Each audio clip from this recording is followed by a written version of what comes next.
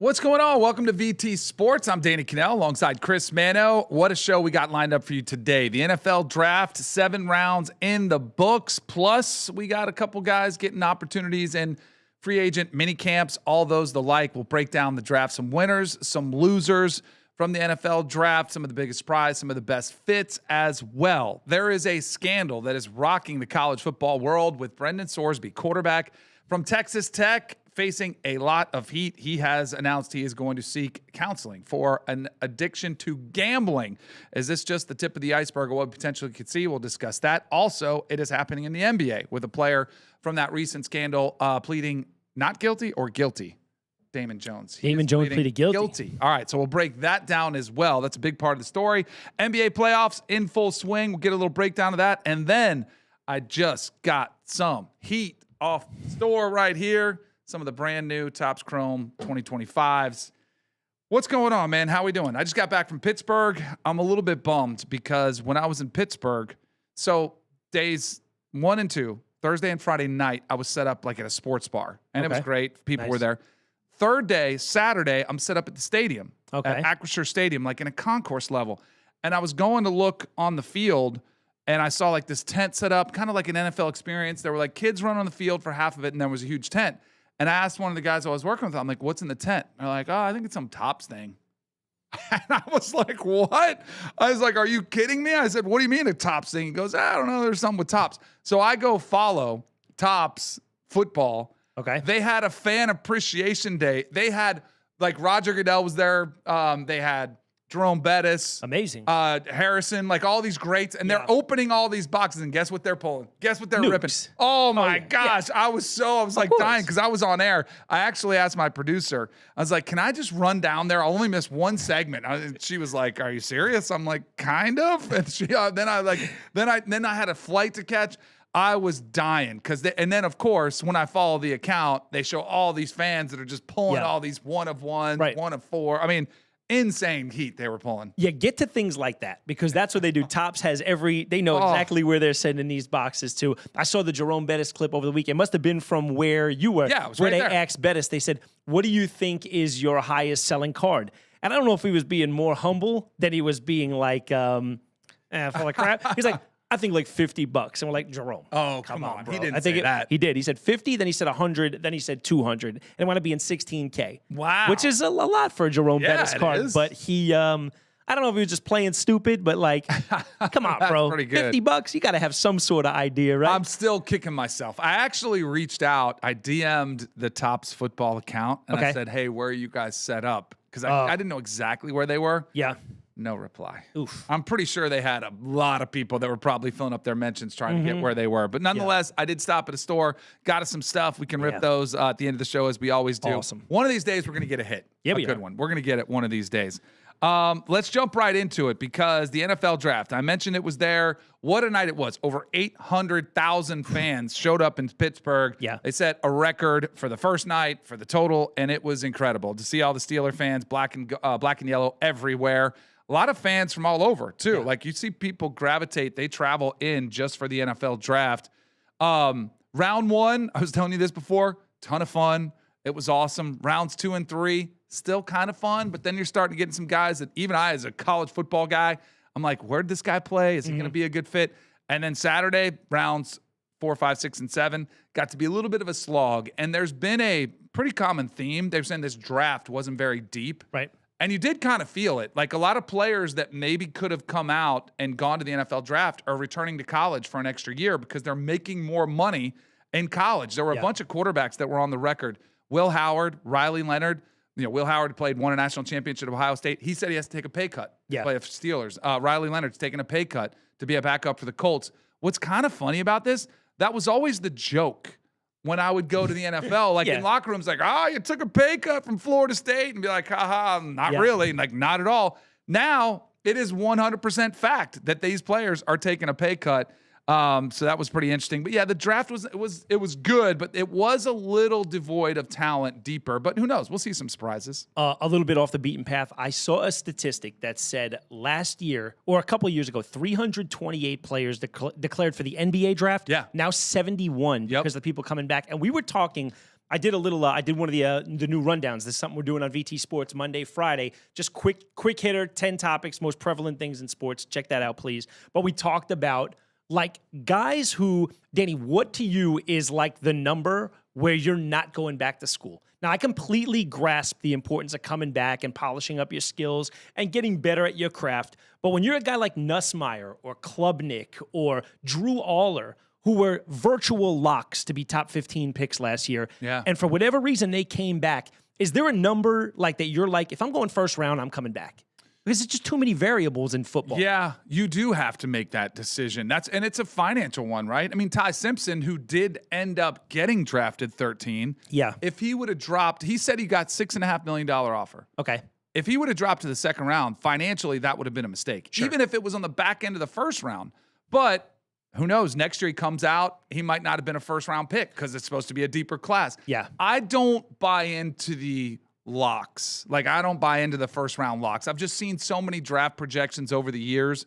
I think you have to really insulate yourself. You have to look at your situation, your development, where you are in your career, and also, like, how are you enjoying it? Do you have a chance to win a national championship? Right. And then finances do have to come into play. Or are you ready for the NFL?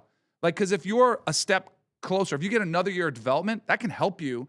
Where if you come out too early and you're a first round pick, but you're not ready, and boy, that first perception, your rookie year, you struggle, that could derail your entire NFL career too. Absolutely true. But we see so many things out of the control of the player. Like we see how unloyal these coaches are now. Yeah. Say I came in to play for Brian Kelly and he bounced in the middle of the night. Right. And now I'm stuck there. Or they change my coordinator where now a system that doesn't quite fit my skill set is the thing. Or the next 5-star guy wants to come in. Or I got a bad tackle and I get smacked from the backside and I get hurt, right? I just feel like there's in this sport of all the sports, I feel like there's just too many variables that make me think if I'm going to go 15, and Drew Aller knew if he went out last year, he's a top 20 pick, right? Yeah. How much better can you get than a top 15 pick, really? Right. Not that much. Yeah. He got absolutely just fell like a rock in that draft.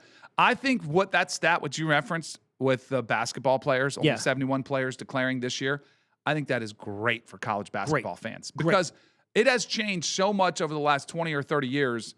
When I grew up watching college basketball, I watched Bobby Hurley as a freshman. Yeah. And I watched him as a sophomore. Yeah. I watched him as a junior. I watched the Fab Five as freshmen, as sophomores, as juniors.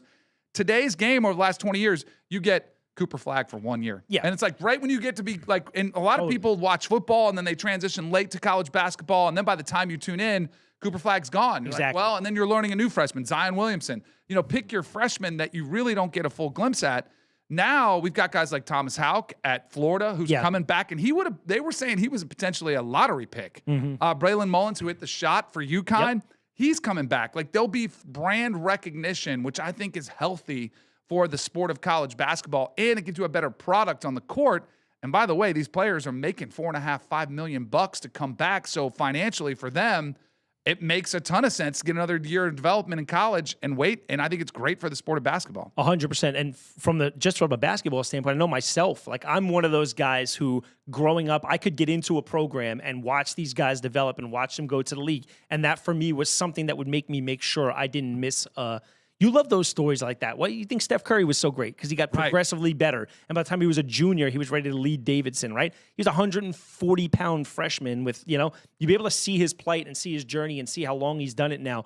And I think that's a huge thing. I can't get into Syracuse or I can't get into any of these teams where I'm like, all right, cool, I'm going to buy in for 3 months, and then by the time it's over, they're 12 done. guys you've never heard of. Totally. Because they were at different programs. They were in Europe or they were one and done after that. All right. Let's do the NFL draft. Winners and losers. Do you want to go first? You want to go 1-1? Yeah, I mean, I'll go ahead. My biggest winner is always the biggest winner is the only team to get a franchise quarterback in this draft. I think the Raiders. I think the Raiders have to be a winner. I think anytime you can end a quarterback carousel like they've been dealing with for the last bunch of years, is it sexy? No, it's boring. I get it. It's the number 1 overall pick. But I think you get the only franchise quarterback in the draft in a franchise that's been starving for that guy who's the last franchise quarterback. I mean, they did Jamarcus a bunch of years ago, hoping he was the guy. Right. They haven't had a first overall pick. Was it Gannon? Yeah. Rich Gannon? Was Carson Palmer for a couple of years? Yeah. A franchise quarterback there. So hopefully now he'll have the greatest of all time in his ear.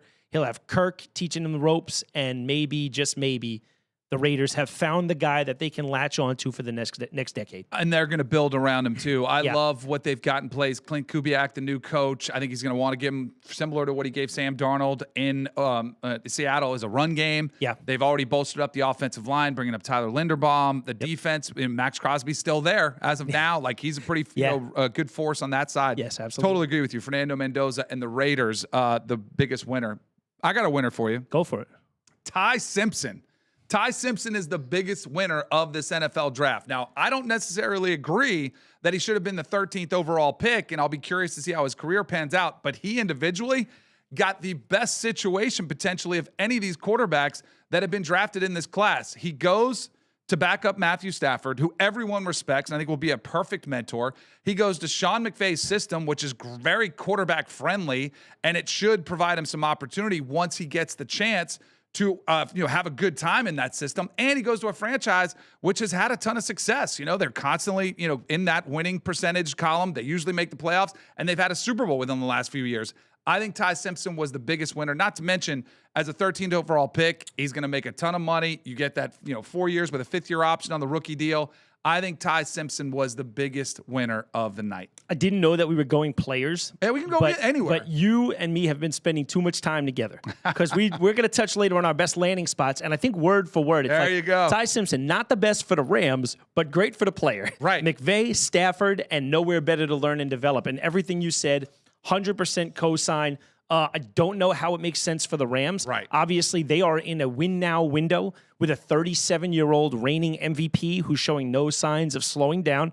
You know that normally the team wants to capitalize on the rookie contract of a player because you don't want to have to pay. I guess ideally what they envision is we'll let Ty Simpson develop for 2 or 3 years behind Matthew Stafford. Mm-hmm. But at that point, if you watch him play for a year, you're going to have to pay him. Right. And then you take a ton of money away from other potential help for him. So very interesting for the Rams, but as you said, phenomenal for the Rams' new quarterback. So the night of the draft, one of the things that was interesting was Sean McVay's reaction to the Ty Simpson pick. Now, we've got video of the phone call. Let's hear the phone call where Ty Simpson gets aware that he's going to be the Rams' draft pick.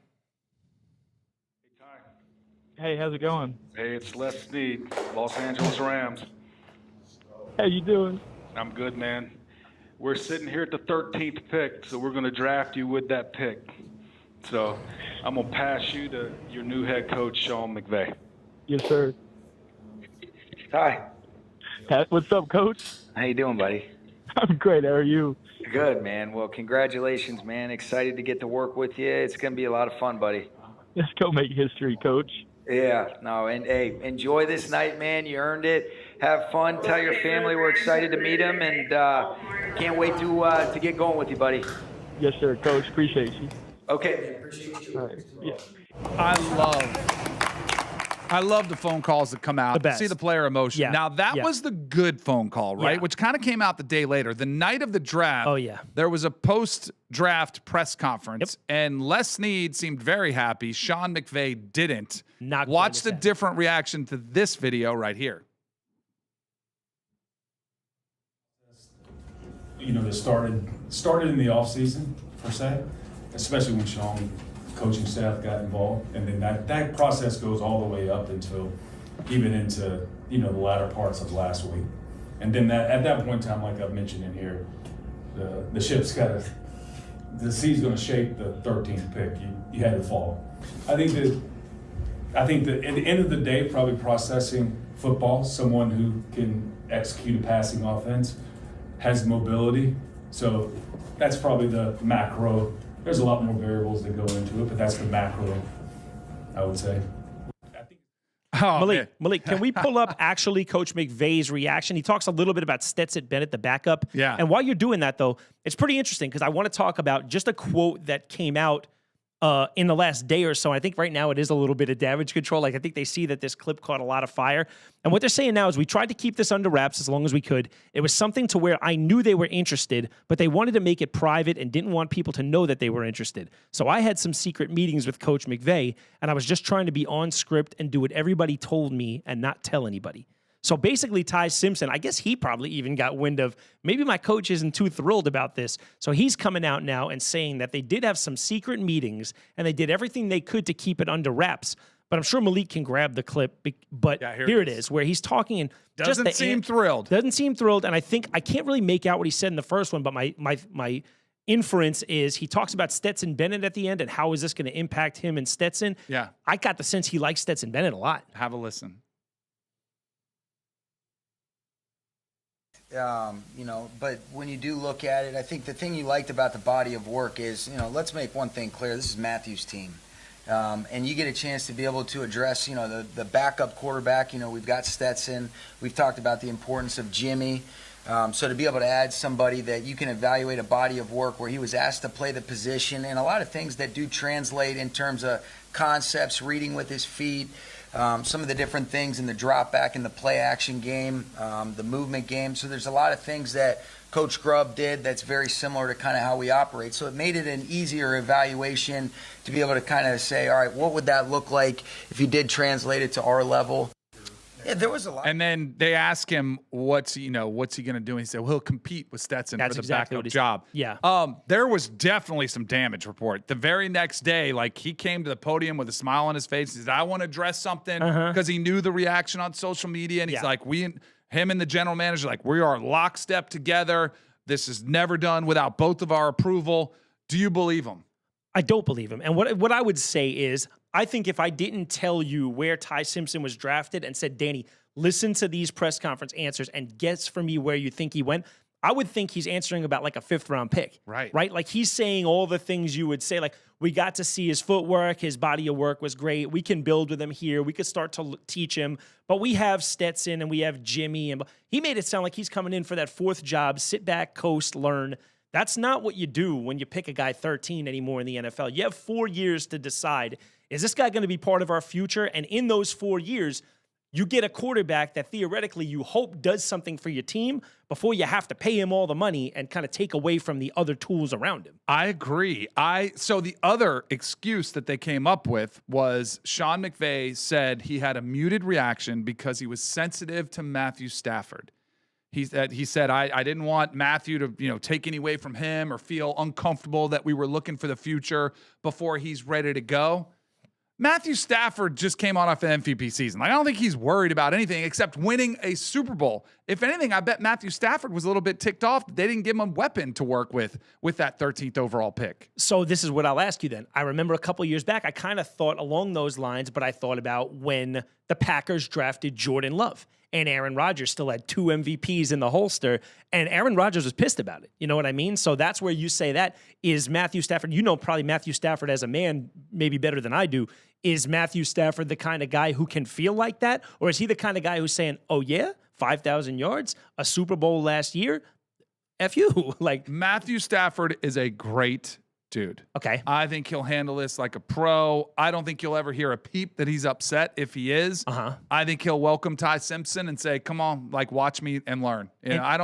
He's just one of the more respected guys out there in the league. But at 37 years old, looking like 30 years old, showing no signs of slowing down, great receiver core, do you ever envision a time, and when would it be when Ty Simpson plays?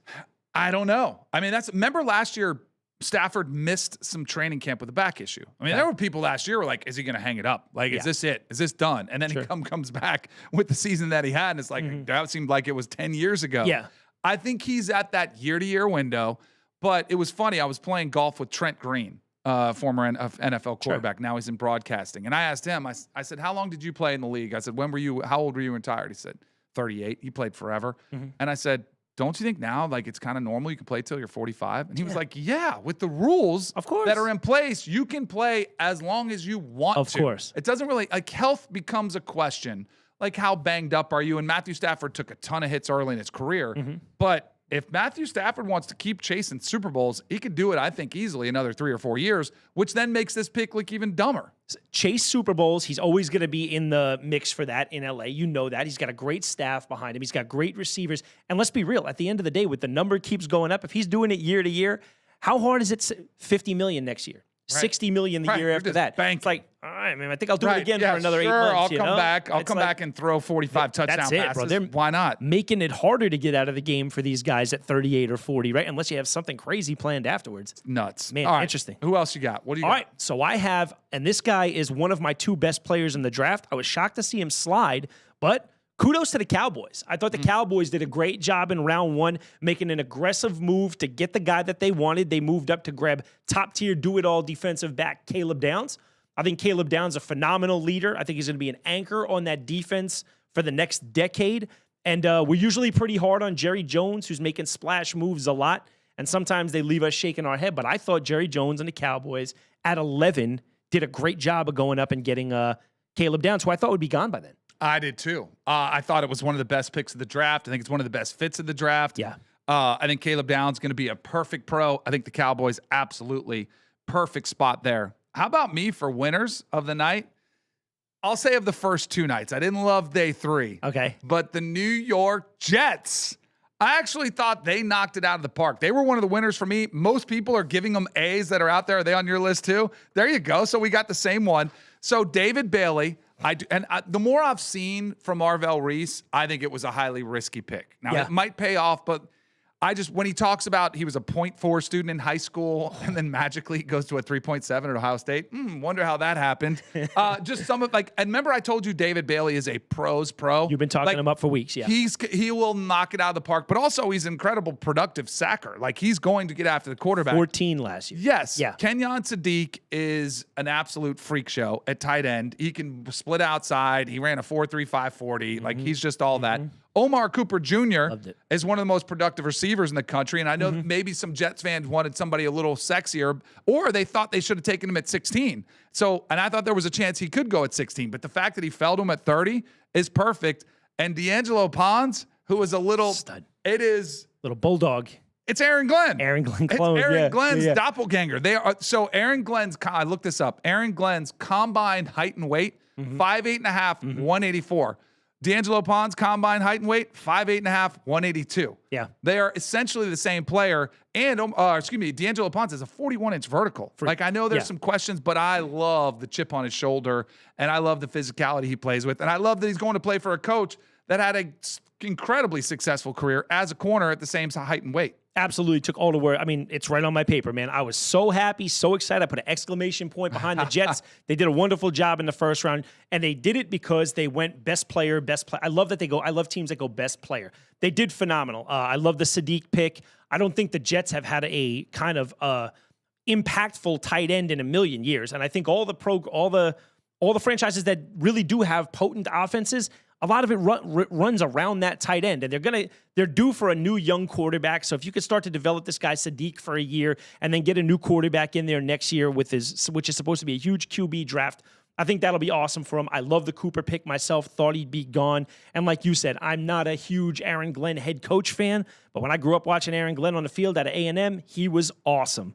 I think what they said was really cool was, you know what, a big part of what gave us this opinion about Pons is every time we talked to a receiver who played against him in our draft process, they said he was the biggest pain in the ass we played all year. Pons. So not only did they get it firsthand from the film, they got it from the guys who were out there lining up against this guy. This guy was a pain in the butt. He was in my pocket the whole time. He was annoying. He was pesky. And you know what? Give me that in a corner any day. Love it. Yeah. What else you got? Winners, I stole a couple from. I don't know. Yeah, it's all good. No, that's perfect. That means we were on the same page. Well, we do want to touch on. Do you want to touch on losers? Yeah. Well, losers, you took the first one out of my mouth. I thought the Rams lost, man. I just don't understand the pick. I hate to say this to you. I actually think the Giants lost. And I hate to say it because I do like the Francis Mauigoa pick. I thought it was cool. I think they need protection. I think he was the best tackle in the draft. What I don't like, I like the pick. I don't like it relative to who was on the board still. Because when they picked Caleb Downs, who's now an anchor for their NFC East rival, the Cowboys, he was up there. And also, Miami D tackle Ruben Bain was on the board until 15 or 16 where the Bucks grabbed them. And I'm big, again, I'll say it, I'm big on draft best player. Don't draft for need. You start reaching. And they left Caleb Downs and Ruben Bain on the board. So for that reason, it's going to take a couple years to find out if I'm right or wrong, but I thought they were a loser in the draft.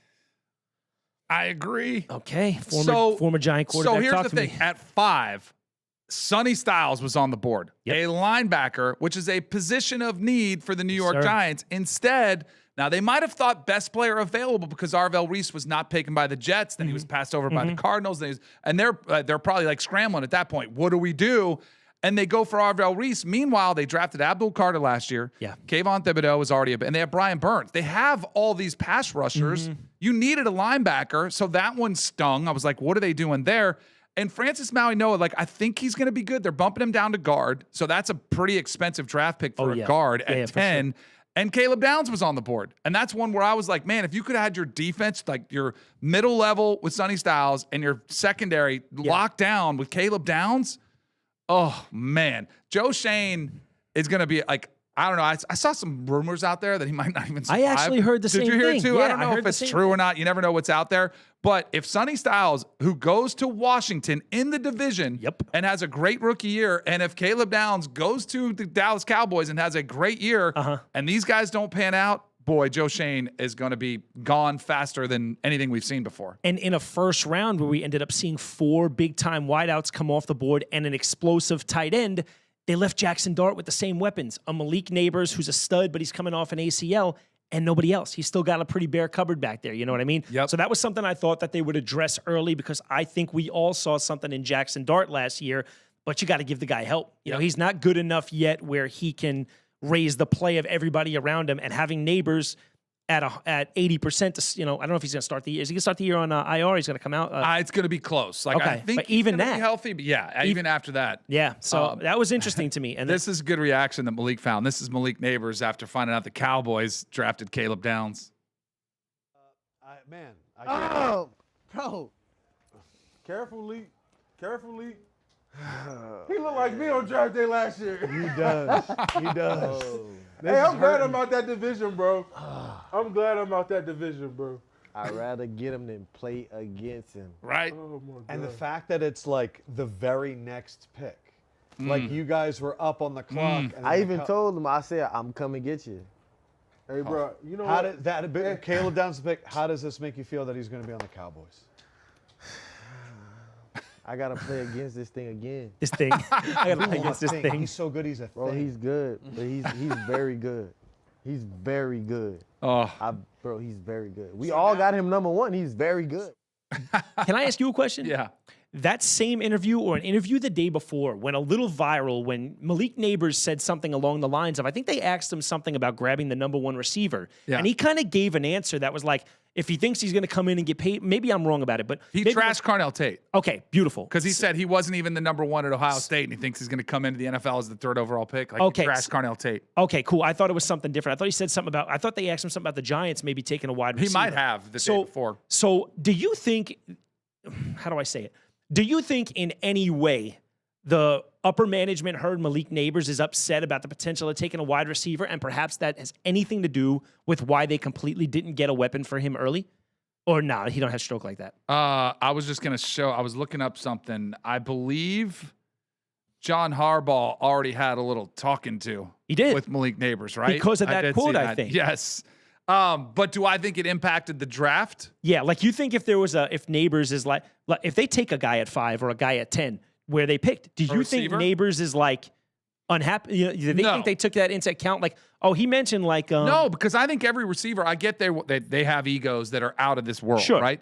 But I think you also realize if you get another weapon on the other side, it gets better matchups for you. Yeah. Like, you're not going to get as much. Like, yeah, they're still probably going to have safety help, and you're going to get the best corner every time. But if you go get another, great wide receiver or a top 10 pick as a wide receiver, you're going to get better matchups. Like, and I think ultimately you want to win. Sure. So I thought it was interesting because I thought you were going to ask me, do we see these player interviews shut down during the draft? Because we already seen Harbaugh had to have a talk with him. They did not love him out there trashing it. Last year, Micah Parsons took some heat because he was pretty vocal about some of the players were drafted. I love it. I think it's awesome because they're just letting it rip. Oh, this is player empowerment day, man. You end up being really one of those franchises that tell your players to stop talking. You end up being one of those franchises that don't get the players to come that talk. Yeah. So you know what I mean? Yep. Now it's like we've talked about it. NBA is like this now. You better start. I mean, you got to find a way around it. That's why I think coaches like Harbaugh and coaches like Andy Reid are so vital still.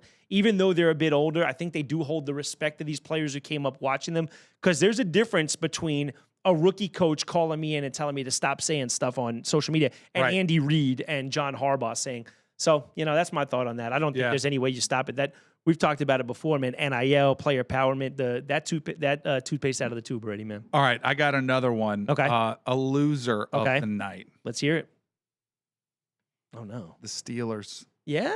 So this one drives me nuts because and this has more to do with the Drew Aller pick. Oh. Him in the third round was such a reach. And I think I don't know if I told you, but my whole thing with Drew Aller going in, because he didn't even make my top 5 quarterbacks. Yeah, I know. You were not high on Drew Aller. I said somebody is going to get fooled by the traits. He's 6'5", he's 235, he's got a cannon for an arm, he's a great interview. And I said because I've watched him play for 3 years in college, and every year you come into the season, it's like, ooh, this could be the breakout year. Ooh, maybe this is the next Josh Allen. Ooh, this is going to be the year. Last year, the season goes haywire. He gets hurt. But then when he gets hurt, the backup comes in and actually played better than he did. Yeah.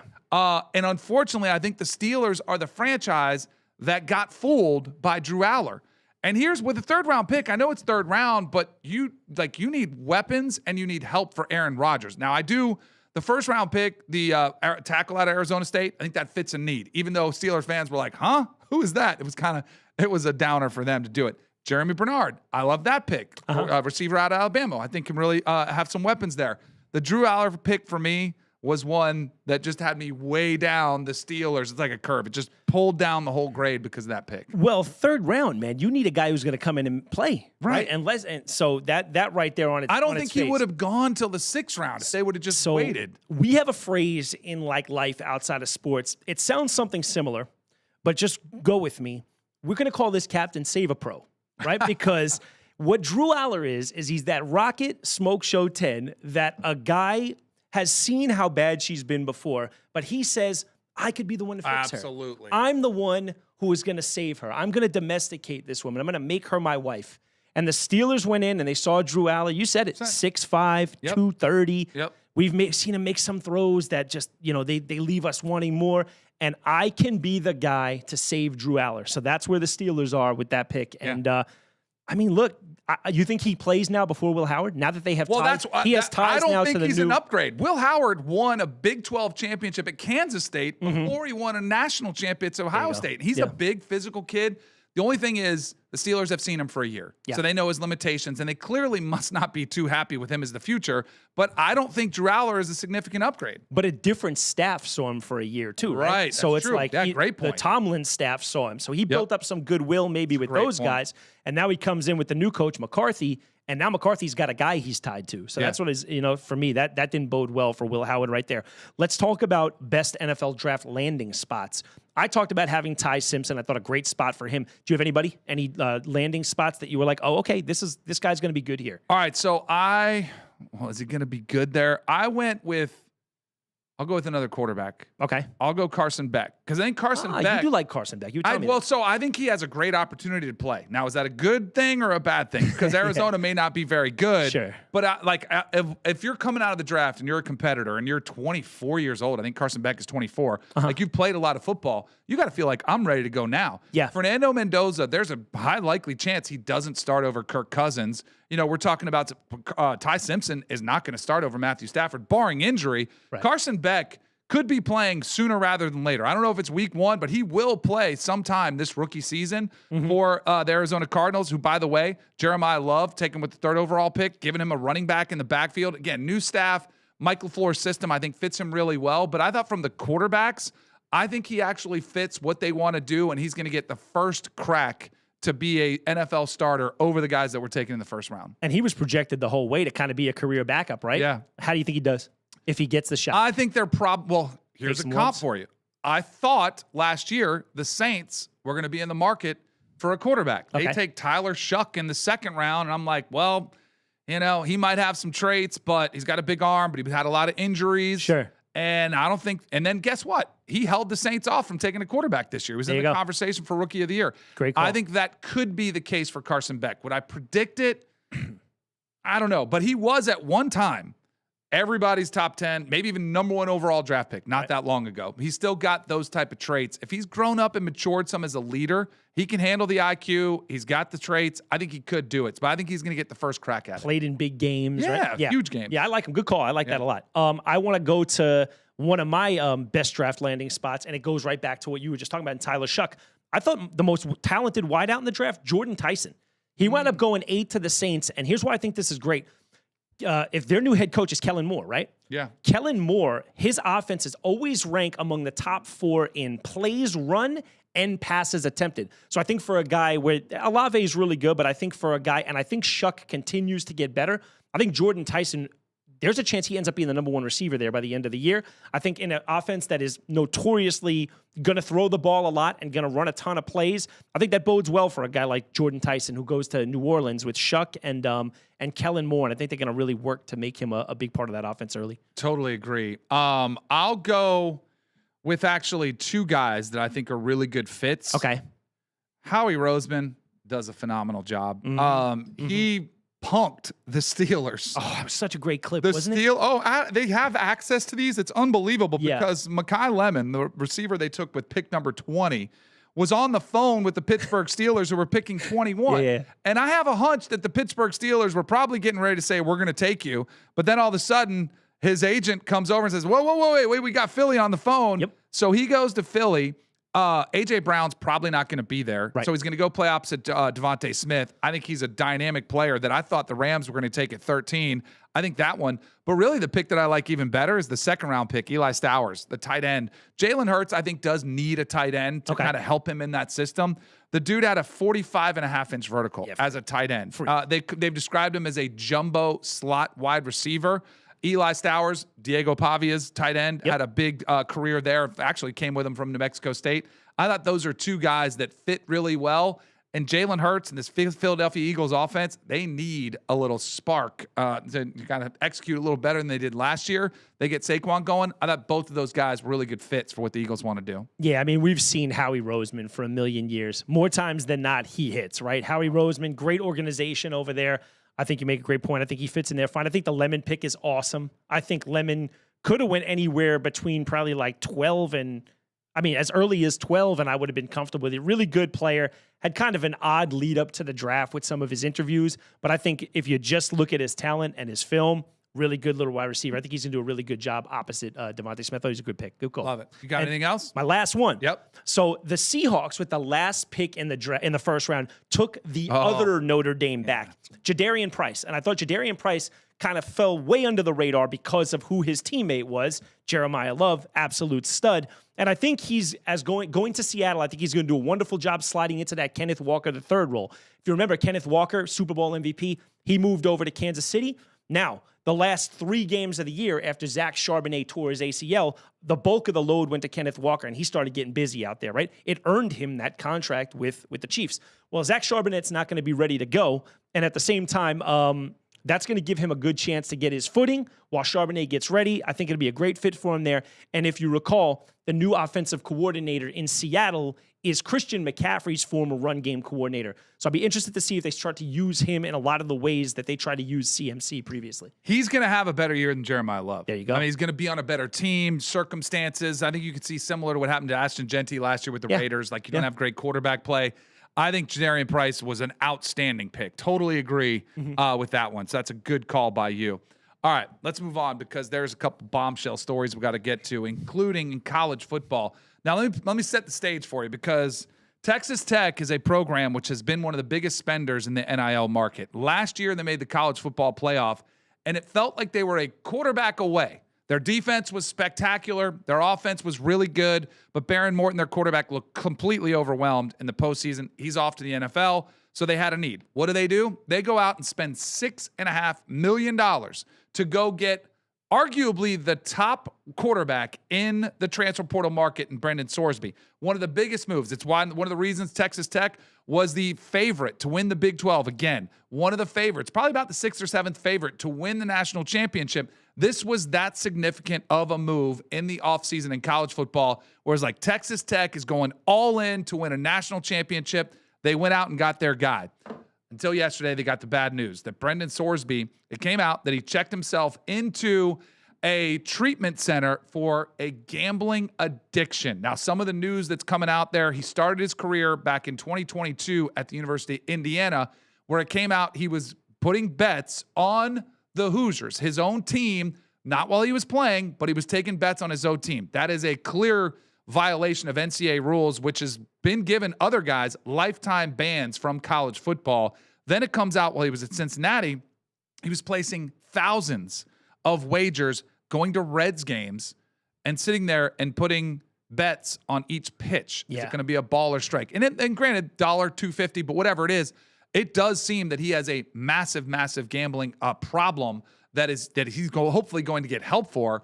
But the bigger issue here, obviously want him to get healthy, get the help that he needs, is the implications it could have for his future, both in college football, which is highly in doubt, and in the NFL. And what does it mean for Texas Tech? Yeah, I mean, you said it all right there. Obviously, the biggest thing is the man. You hope Brendan Sorsby is not.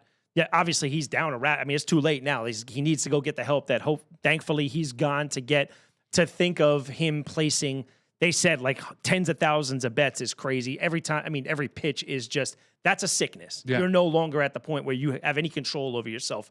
Let's be gracious that it was, or grateful that it was between $1 and $2.50, and he wasn't making thousands. But that's like a precursor to. We don't know what happened recently. 100%. And that's like, I mean, thankfully he got it now, because look, if you're a college kid making bets like that, you have to imagine that when he inevitably becomes an NFL player with access to millions of dollars, that's where, those bets, they don't slow down. They just get bigger. And that's the recipe to crash and burn. But like you said, I don't think he ever plays a snap of college football again, right? I don't think we know. I feel like it. He's a quarterback. So even if he does, and he has this problem, like he's somebody who has a direct impact on the game. Like as much as I think it's bad.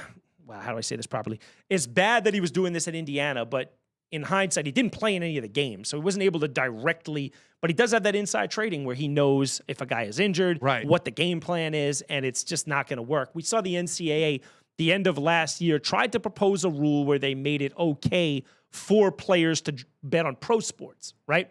They opened it up to the NCAA teams, and immediately within 30 days, it was rescinded because I think they felt it was such a bad idea. Look, these are kids. They're not equipped, with the brain power to make the right decisions. So it's tough, man. It's a real bad situation they find themselves in. Now, what I also was thinking about, and I'll let you get at it after this. They gave him $5.5 million. I don't know if that cleared yet, but when you give a gambling addict $5.5 million and say go to town, what happens now? Do they pull that money back and he doesn't have the $5 million? Like, how does that part go? I don't know how that's going to work. By the way, Cincinnati, the program that he left, is suing him for $1 million that he owes them for leaving, for breaking the contract to go to Texas Tech. Wow. So he was underage when he was gambling because he just turned 21 a year ago, and there was a lot of these records where he was underage gambling. So did he use a fake ID? Like, that presents some legal problems for him. He is in a world of hurt right now. I was listening to stuff during the morning, and they were saying that they do such a great job. These apps they could track to like the inch where you're sitting when you make these bets. Oh yeah, they're saying that he would take his mother's phone from an account so like it doesn't matter if he's of age or not. Like he was using a different. I don't even know if it was a fake ID thing, but he was using fake accounts and stuff. So man, he has a major problem, and so does Texas Tech now. I worry that we as a country have a major problem that we have not been paying attention to, and it is gambling. It is something that is so prevalent everywhere. I saw Ben Sass the other day said every kid has a casino in his pocket in one of these, and it is 100% true. The ease of access with which you can gamble is it's everywhere. It's ubiquitous. We talk about it all the time. And sport, watch any sports channel. I'm not singling out one or the other. They reference point spreads or totals and props. They're everywhere because they're all sponsored by them. We have to do a better job of paying attention to this problem before it gets even more widespread. There is an epidemic of young men who are getting in trouble financially because they are out gambling on every single sporting event that's out there, every single opportunity they get the chance. They are getting addicted, and we need to do a better job of paying attention to this, getting some of these young men the help they need, and also probably putting some guardrails in place so that they don't get in financial trouble. But the issue is, I'm all about personal freedoms, right? Yeah. Like, I want people to be free to make their own decisions. But with that freedom comes an incredible amount of responsibility. And I don't know if we've done a good enough job paying attention to the consequences of letting legalized gambling take place in majority of the United States. Yeah, you did a great job just prefacing that with, I think it's a problem that we have in the country. And I don't think it's just kind of catered towards gambling. I think we give, and this is not to get political and we'll kind of cut it off early, but we give people who aren't developmentally aware enough the option to make a lot of decisions nowadays that I don't think they are ready for. So I think as a whole, as a country, we have to, like you said, guardrails are the necessary start, but I don't know that there's any real way to kind of get a hold of it. I mean, it's so rampant now. How on earth do you go ahead and tell people they can't do things they've been doing? How do you get these companies who are making literal billions and billions and billions of dollars to say, okay, we agree on, pulling back a little bit? Look, they make a ton of money from kids 18, 19, 20, 21. Yeah. Like those kids, we deem them not mentally responsible enough to make certain decisions, but we let them be responsible enough to bid as much money as they want on these things. So yeah, it becomes a problem, and we got to figure it out. And like you said, it's not just gambling. It's us as a whole right now. Absolutely. It's kind of ironic that a day later that we found out about Brendan Sorsby, today we get the news that former NBA player and assistant coach Damon Jones has pleaded guilty to 1 count of conspiracy to commit wire fraud. In court, Jones said that he used insider information that I obtained as a result of my relationships as a former player.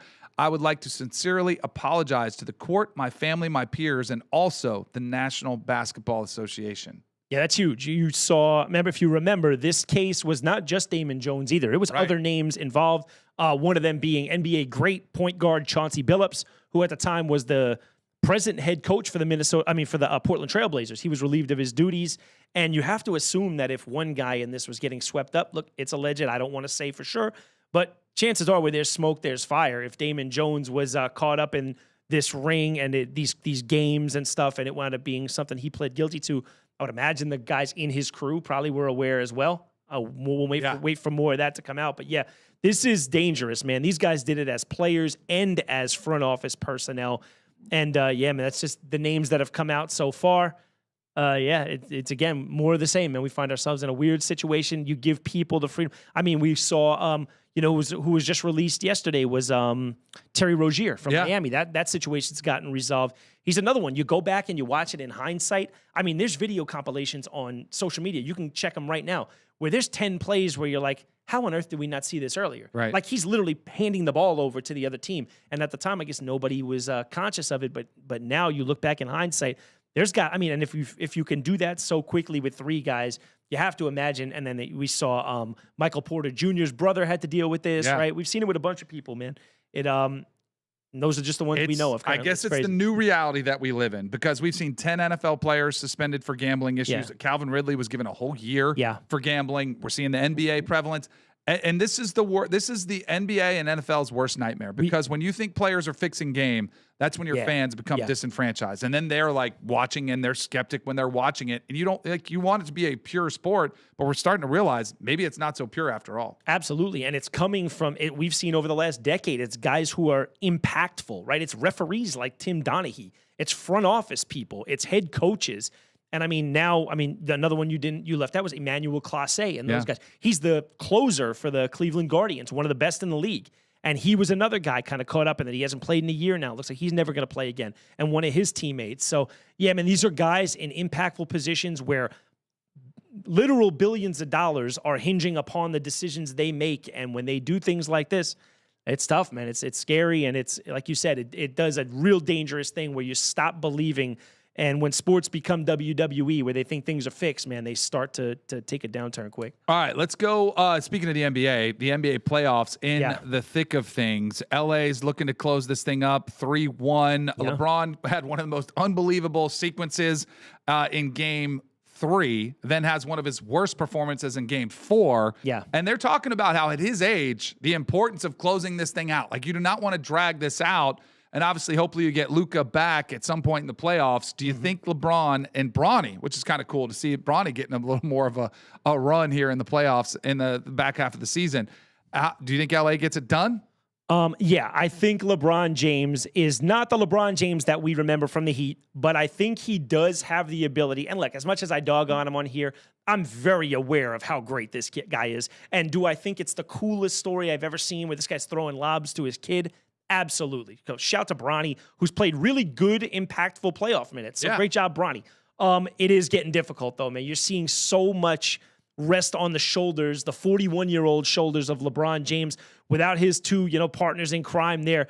You've seen some great help from Luke Kennard. He's getting a little bit from him, but it's not Luka and Reeves. And you said it yourself, man. He's had the luxury so far of having Kevin Durant miss two of these games as well, right? Right. So, like you said, it's imperative that if he doesn't get these guys back, that they step on the throats of the Rockets now. Don't let KD get back, because he's a guy who can get hot enough to make this a 7-game battle. You know what I mean? Yep. I don't know what his deal is lately. He's taken a bit of a hit, I think, to the legacy this series, having the opportunity to get in there and lead a franchise past LeBron, and he's sort of missed that boat. But look, for a guy who hates on LeBron more times than not, I'm actually rooting for him. I think it's a great story. I think he's played predominantly, other than that last game, I think he's played really well. He's turned the ball over a little more than I'm used to. But 3-1, it would be really. I think he realizes the hit it would be to his legacy if he blows a 3-1 lead. To the Rockets, no doubt. Other ones, OKC already advanced. Yep. Minnesota's up 3-2 over the T-Wolves. The Minnesota series changed a game ago when Anthony Edwards went up to block a shot and came down, and it looked really bad. Yeah. I think a lot of us thought potentially ACL, MCL, one of those things. Yep. It wound up just being a bone bruise, but a bone bruise like that is a 3 to 4 week thing. Thank God Anthony Edwards is the freak that he is, because his body can bounce back and not tear an ACL on a landing like that. But do I think now that Nikola Jokic, the best player on earth, could take this series and steal it from them at 3-1? Yeah. I think absolutely. Definitely gets a little bit more interesting there. What other series jump out to you? Got a couple tied at 2-2, the Cavs Raptors. Yeah. And the Knicks Hawks tied at 2-2. Yeah, That's Knicks tonight. Knicks lose home court advantage. They lose game 2 and game 3 back to back. They just look soft. I mean, they look soft mentally. They look soft physically out there. They're not making shots. And Jalen Brunson, who is their captain, has not had a series that we're been accustomed to him having. He'll inevitably turn it on. He's too good a player not to. But what they noticed last game that they did for the first time is they realized they have another All-NBA player in Karl Anthony Towns down there. Right. So for the first time, Karl Anthony Towns, who I think also gets the moniker of like soft player, was kind of like, get out of my way, give me the freaking basketball, and let me go do my thing. And he got a triple-double. He played really, really well, and hopefully the Knicks have unlocked something else, because Jalen Brunson's 6'2". He's not the biggest dude in the world. He's not the most athletic dude in the world. That's terrible. Not the most athletic dude in the world. But yeah, you got Karl Anthony Towns out there. This is why you made the move for him, man. So go and utilize him, So they're 2-2 right now. They're saying that actually Coach Mike Brown's job still might be in jeopardy if the Knicks make it to the finals because of the way that they're playing. Right. The Knicks came into this year expected to make a real deep run. Only the finals would be acceptable because they fired Coach Tibbs within 2 games of that. So interesting, man. It's a big one. Boston's up 3-1 now. That's a big one. But yeah, the playoffs been fun. Yeah, it's been a blast. We've talked about trading cards, and everyone's like, you got to get a Cooper Flagg. Now, even more worth a little bit more now that it's officially Rookie of the Year. Yes. Probably the least surprising news of the NBA season was the fact that he did this. First rookie since MJ to lead the team in points, rebounds, assists, and steals. What a year it has been for Cooper Flagg. Yeah, and he was pushed a little bit more than I thought he'd be by his Duke teammate, Con Kneppel. Con had an awesome year, too. He was the first rookie to lead the NBA in three-pointers made, which is a sick thing. He set the Charlotte franchise record. Him and LaMelo were going back and forth till the last game. But Cooper Flagg, youngest player to get 50 in history, 4 games with 40-plus, just past LeBron in that, most ever. So, I don't think it's disputable. He's great on both ends of the floor. I think he's Look, I thought it was a major mistake when they let Luka go. Yeah. I killed Nico Harrison, the GM, but Right. Well, look what it paid off. not the worst fallback plan. No. Do you think? Let me ask you. Do you think that there was anything to them getting the first pick? Oh, for sure. Okay. I'm a big conspiracy theorist. Yeah, so I think there absolutely was. They can manipulate those balls going in there. I'm with you. All right, let's rip some packs here. Beautiful. So just to set the stage while you open that first one, guys, this is the new NFL Topps Chrome. All right, this is the first time Topps has had the NFL license in many years for football. So normally, like last year, if you would have pulled a Drake May, it would have said New England on it, but it wouldn't have had the logo on it. It wouldn't have. So these ones are, I mean, these are big time. These are really hard to find right now. This is the hot one. And I've seen some nukes come out of these blasters. So let's see, man. Maybe we run into one. All right, I hope so. I'll give you those. Oh, you can do it too? You can keep this one home? Take that one home. Sure. Yeah, take that we one home. can save them for next time. Yeah, do it. Perfect. I think we have enough here. Yeah, this is perfect. Or we could do this for an hour. I mean, trust me, I'd sit I here do it all for 3 day and do hours, it, but right? this is perfect. I could too. All right, let's see what we got. Oh, little Lad McConkey. Stud. Little Brock Bowers, another stud. He has a bounce back year, you think, Brock? Yeah, I do. Yeah, I think so too. I think it's going to help too. He's going to have somebody playing quarterback. Marshawn Lloyd. All right, what are we getting? A little bit of. There's an R.J. Harvey. Nice rookie. Yeah, rookie card. That's a good one. Okay. All right, one down. Let's see what we got here. So what am I looking for in here? I'm looking for color, right? You're looking for color. You're looking for autos. Yeah. Like these are big. This is a big auto card. So Trevon Diggs, who's no longer with the Cowboys, if I'm not mistaken. Right. Is that true? Cedric Tillman. Here's George Pickens on the franchise tag. Great year last year, all pro. Yep. See what he does. See if he can earn himself a long-term deal. And Walter Nolan, D tackle for the Cardinals. I can just feel the disappointment. You're fine. All it takes is one to turn the tide here, Danny. All right. DeMarvion Overshown. Here we go. Joe Burrow. Not a bad player, Joe Burrow. I'm supposed to go like this, right? Yeah, sure. Yeah. Little Max Crosby. That's actually a really good pack. Just I know. we need to get some numbers or something. Yeah. All right, there you go. Little Nick Gordon. All right. Rookie card. Beautiful. All right, next. I did these with Vitor. We did a sit-down interview with Vitor last week. Did you do MMA cards? Yeah, I bought a hobby box from down in Miami. Bro, we pulled autos, man. We pulled the good one too. Yeah. I'm so jealous. All right, Quentin Nelson, probably the best guard. I mean, one of the best guards in football. Stud. Here is Colton Miller, good player. There's Tutu Atwell, real fast and small. And there's Evan Ingram, tight end, former Giant. Solid. Yeah. All right. Oh, I think I might see something. Right, a little. I think we got something. Montez Sweat. All right, I'm getting better. George Kittle. Stud. What do we got back here? Hey, that's a Lamar. Oh, that's nasty, dude. That is kind of nasty. That's nasty. What is the what kind of? Can we see the back of it? Can we see the back of it? Braylon Allen. Is it got a number on it? No number, but that is a pretty sick card. Tough little card. Yeah, it is. He does not get the respect in the hobby that he deserves, man. So really, his cards have not caught up. They're not. No, for whatever reason, no one's like you get pumped about a Drake May, you get pumped about a Pat Mahomes. I don't hear the same fervor when people pull Lamar Jacksons, and it shocks me because I love them. All right, last one. Let's see. Let's go, baby. Oh, I see some red back there. We got a Tommy Tremble. Yep. We've got a Mike Evans, obviously stud. He's now with the 49ers. We've got an upside down. Okay, we got a CD Lamb. CD Lamb, all pro. Okay. Ooh, I see multiple colors there. I don't. Was that Giants? I think I saw G-Men too. See a rookie, Topps Chrome, Danny Stutzman. Oh, out of Oklahoma. Okay, Danny Stutzman. All right. Interesting. Oh, that one was like, get me all I pumped know, up. me too. Down a little bit. Sorry, I thought Danny. It was gonna be a better career than mine. Open that one while I'm open. You want to do that? Yeah, well, let's go through another one. There aren't that many cards in here. All right, we got Devontae Smith. Love him. Chris Godwin. I love that these are really good players. They are. They certainly are. And a Harold Fannin Jr. rookie card. Had a pretty strong year for the Browns. Was it Harold Fannin or Luther Burden? Where I have so many Luther Burden cards. There's a show of a video that went pretty viral of him and his girl. And really? He initially told her he was like a backup or something, and she came out to like the games at Missouri or whatever, and he got off. And they were like, "Oh, really?" I didn't realize how good a player was. And he wound up getting the girl. So good for whomever that is. Oh yeah. All right, let's do this one. Come on, man. Come on. Can we get just one signature? One signature. That's all I'm looking for. Or numbered, anything. Or numbered would be nice. Yeah. All right, let's go. Oh, I think I might have some good color in this one. I'm just calling it right now. We're going to go ahead. Go ahead. Steve Avila. Yep. Joe Tooney. We're getting linemen here. Linemen, it's hard to get linemen that get you pumped up, right? Yep. All right, Tonga and Pat Bryant. All right, rookie. Come on, right. Dane, let's go. Troy Fontenot, no offense to the offensive lineman. Najee Harris. Hey, who's that? Bucky Irving? I love Bucky Irving. Yeah, what's that one? Well, that's a little funky coloring. If it has a number on it, we're feeling good about it. No, nothing. No number on There's going to be a number in one of these. And then you don't Princely Uman Mielen, rookie card. His brother's going to be a first-round pick next year, they're saying. He did a fantastic job with that name, by the way. Right? Oh, yeah. Holy cow. Yeah. Right, come on. He's Princely. His brother's Prince Will. Oh, yeah? Yeah. Uman Mielen. You got more? All right. Oh, yeah, we got more. Kyle Juszczyk, Harvard's finest. Yep. Chris Jones, perennial All-Pro. Legends of the game, the great Tim Brown from Notre Dame. He's a good player, right? Yeah, no auto, no nothing. Oh, Josh Allen. that's kind of a cool little color. Josh Allen. All right, we'll take it. Yeah. We'll take a little parallel. Boy, we're just going to get skunked again, aren't we? Ricky Pearsall. Oh, great, a kicker. Although he was awesome. I knew you were going to say that. Travis Kelce.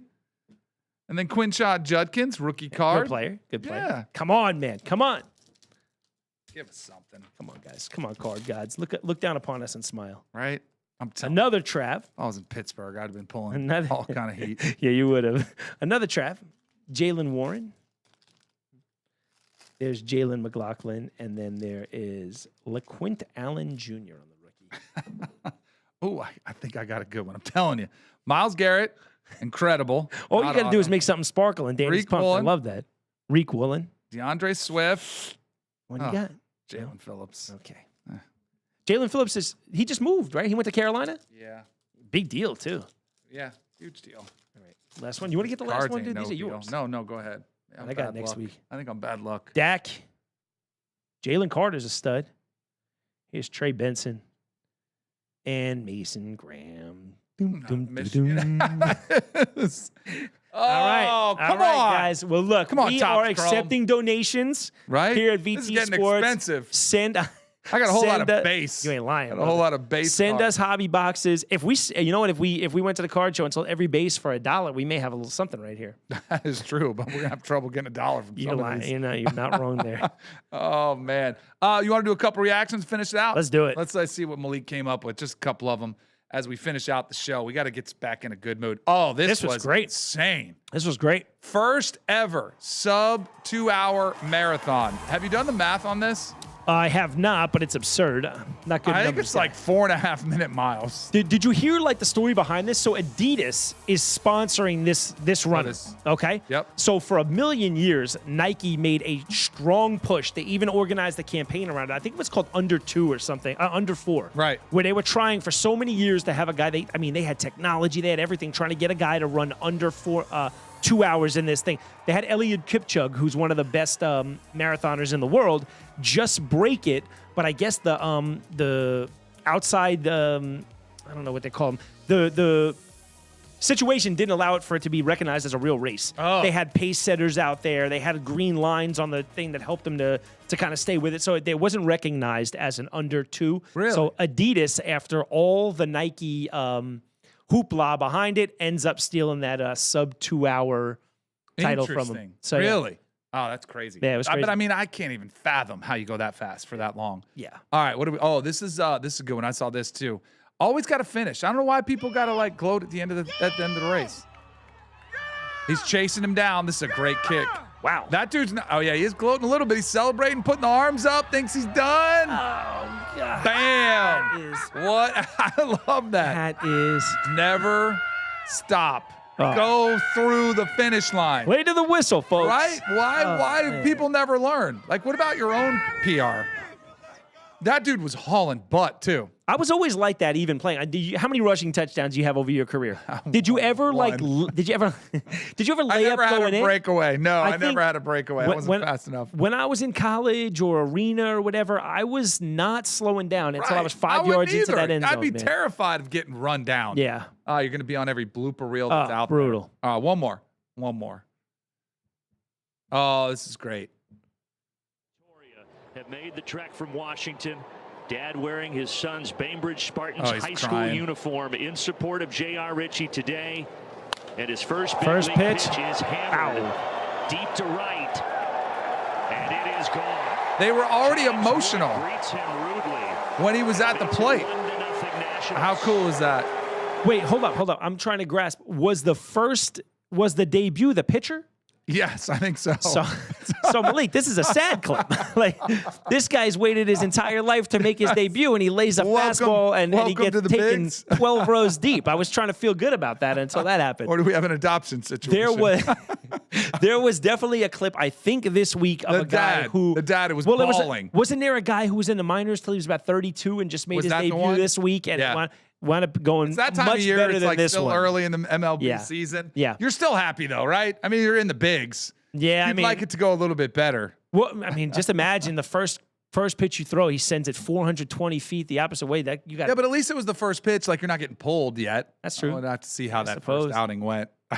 It's a way to look on the bright side, huh? See? Always looking at the bright side. All right, that's a wrap for us. I'm going to bring some better heat next time. Topps Chrome. We got to figure this out. This is a great product, though. I know. They look awesome. Yeah. At Danny Cannell, at Chris, at Man of Steel. Perfect. Thank you. Make sure you check out the channel. Subscribe, like, comment, question, anything you want. We'll get back to you.